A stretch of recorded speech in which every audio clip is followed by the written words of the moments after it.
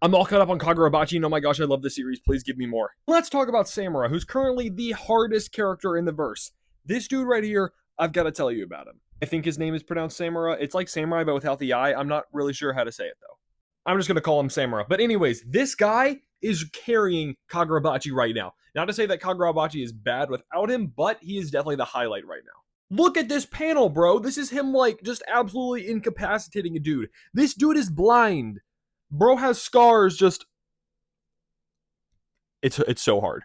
His speed is just incredible. I mean, look at this dude. This dude is smiling. This dude was laughing at him because he's like, oh, wait, this guy's blind. We're going to be fine. He didn't even have time to stop smiling before the dude removed his arm and opened up his face in two different directions. Samura is one of the 6 people who have a lifelong contract with the Enchanted Blades.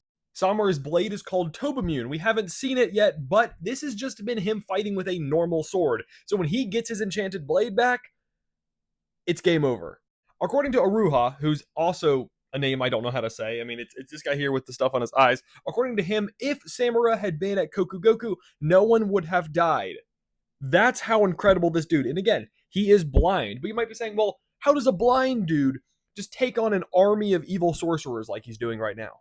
And at first you might think, well, it's because of his sense of smell. Blind people typically have heightened senses. Samura's no different, so he uses his sense of smell. However, that's not the case. Samura only uses his sense of smell to detect people that he smelled before. So if he doesn't know who he's fighting against, he can't fight them with his sense of smell because he hasn't ever smelled them before. So he uses his sense of hearing. But what if the enemy doesn't make any noise? And as we see right here, this dude says he didn't make a single sound, yet he still got attacked. So how does that work? Well, he uses echolocation, which is what bats and dolphins use to help find their prey.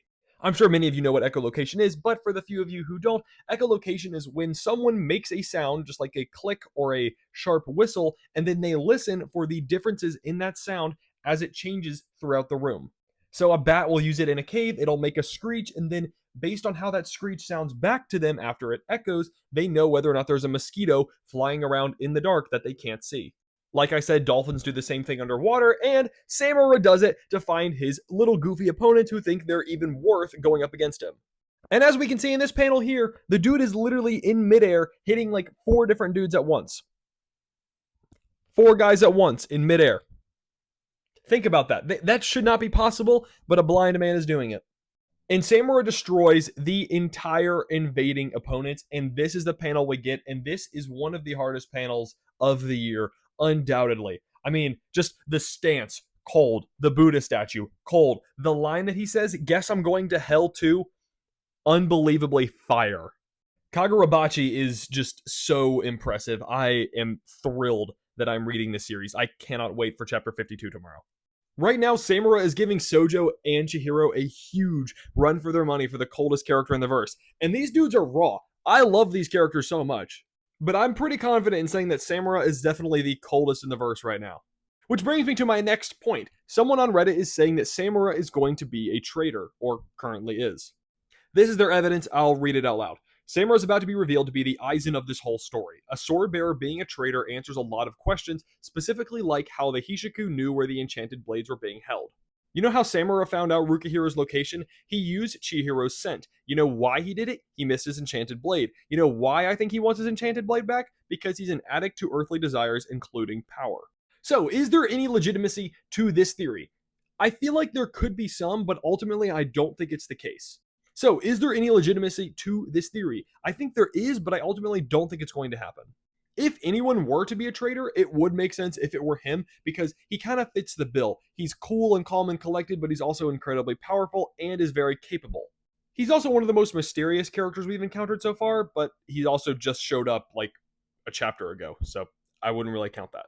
Most of this theory relies on this final sentence here. He's an addict to earthly desires, including power, so that's why he wants his enchanted blade back. The issue with this is that if you say that he is an addict to earthly desires, why did he blind himself? Because someone who understands they have an issue with something and then does something about it doesn't just let them do the same thing later. Like, that doesn't make sense. Because if he was so willing to give in to his earthly desires, he would not have blinded himself. It's as simple as that.